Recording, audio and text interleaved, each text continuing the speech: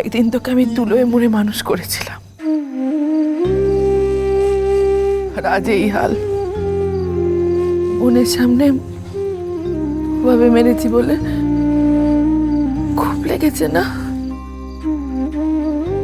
আমি জানি কাকন, এই মারটা যত না তোর গায়ে লেগেছে তার থেকে অনেক বেশি লেগেছে তোর মনে, তাই না কাকন?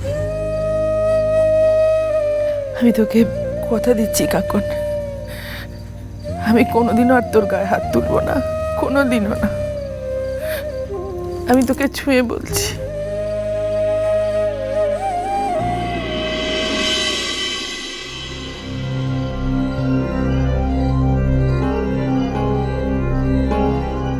কাকন, অনেক রাত হয়ে গেছে, যাও ঘুমোতে যাও। তার মানে তো রাগ পড়েনি? তুই তোর মাকে মাফ করতে পারলি না, তাই তো? অমন কথা বলো না মা, আমার যে পাপ হবে। এমনিতেই তো আমার পাপের শেষ নেই, তারপর তুমি যদি মা হয়ে আমার কাছে মাপ চাও, তাহলে তো আর।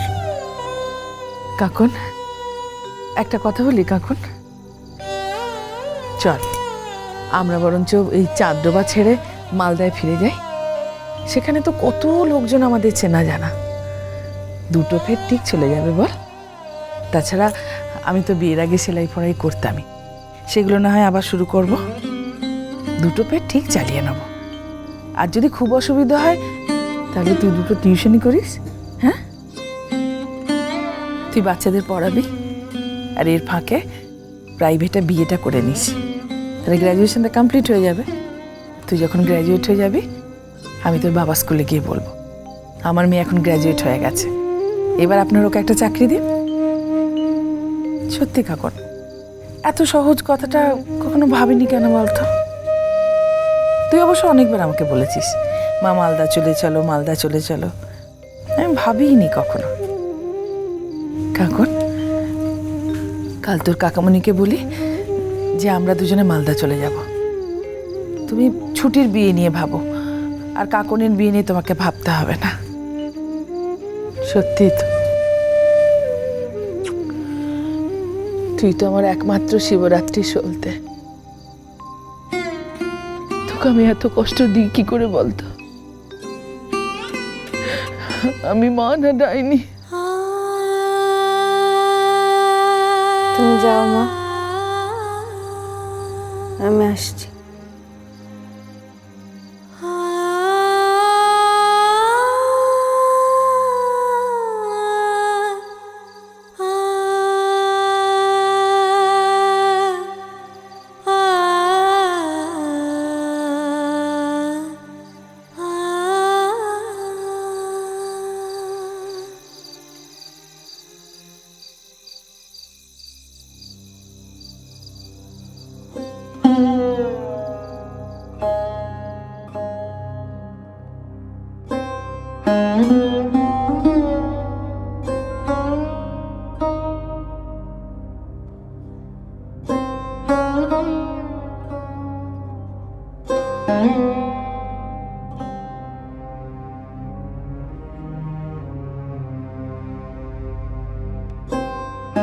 তুমি মুখে যাই বলো না কেন মা, আমি জানি তুমি আবার একই রকম কাজ করবে।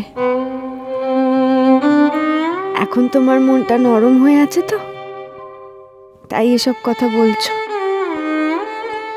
আজ আমাকে এত মেরেছো বলেই এসব কথা বলছো। দুদিন পরে যখন এই মারের কথা তুমি ভুলে যাবে, তখন তুমি আবার একই কাজ করবে,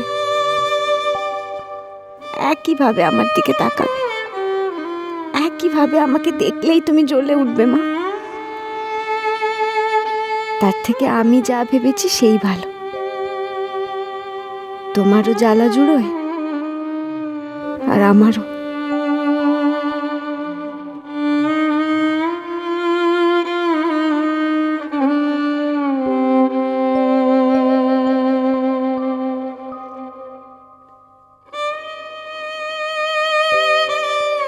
আমি চলে যাচ্ছি মা, তুমি ভালো থেকো।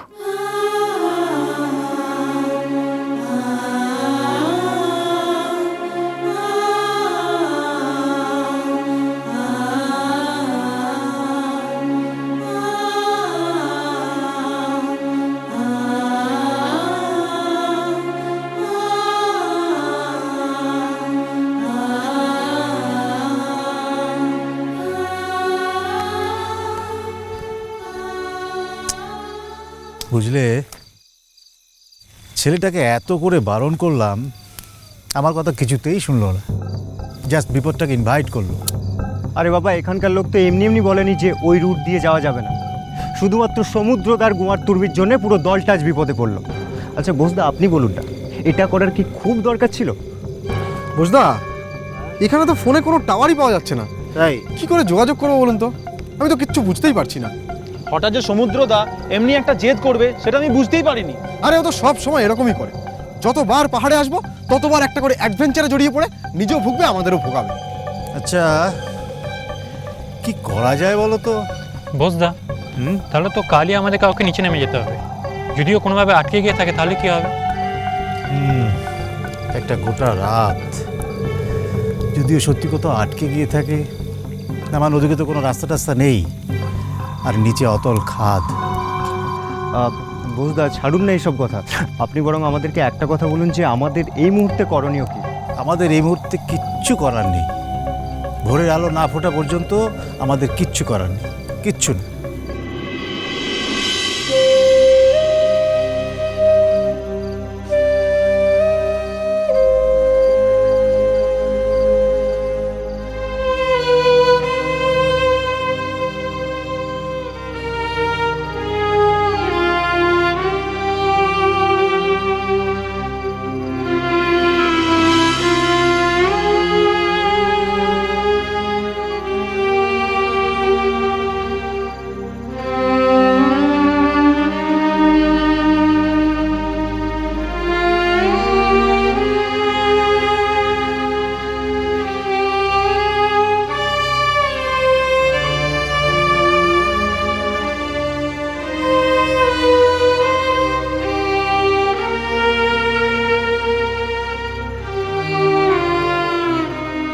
তুমি ভালো থেকো।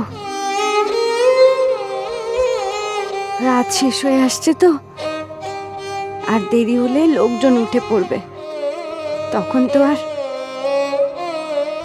আসি মাগো, যাওয়ার আগে এই প্রার্থনা করি ঠাকুরের কাছে যে আমার বাবা যেন একদিন ফিরে আসে, সেদিন যেন তোমার সব দুঃখ দূর হয়ে যায় মা। এই কাকনের কথা ভেবে সেদিন যেন আবার কাঁদতে বসো না মা।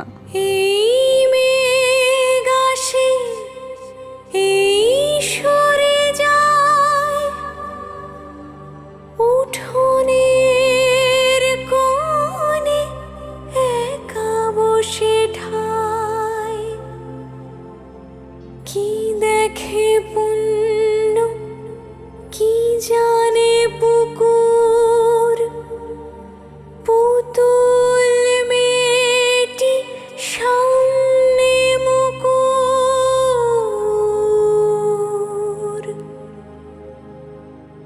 কি জানে আধার, কি জানে আলো,